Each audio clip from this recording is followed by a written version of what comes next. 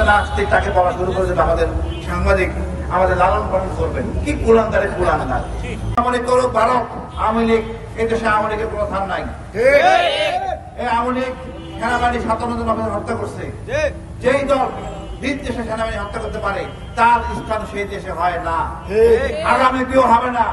কেউ যদি ইনে বিনে আওয়ামী লীগকে পুনর্বাসন করতে চান তাহলে আপনারা অবিতাড়িত হবেন। পরিষ্কার কথা হাজির কিতাব প্রকাশ্যে করা হবে। আর যেসব কর্মকাণ্ড বিএনপি করতেছিল আমরা খুব আশাবাদী, ধন্যবাদ জানাই। বিশেষ করে চীন সফর আমাদের মনে অনেক আশা জাগাইছে, আমাদের তিস্তা আমাদের আশা জাগাইছে।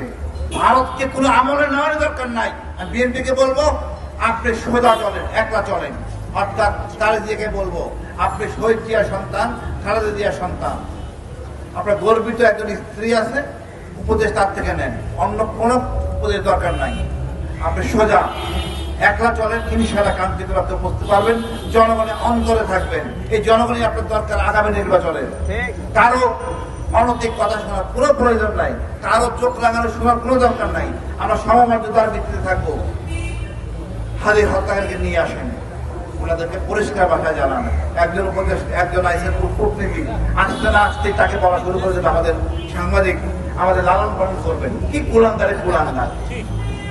হাদি আমাদের গর্বের জায়গা। ওই কূটনীতিকে বলবো তুই বেটা জয়েন্ট সেক্রেটারি প্রোটোকল অথবা মন্ত্রীকে প্রধানমন্ত্রী বেতন ভাতা দিলেও তোমাকে সেই সম্মান দেওয়া হবে না।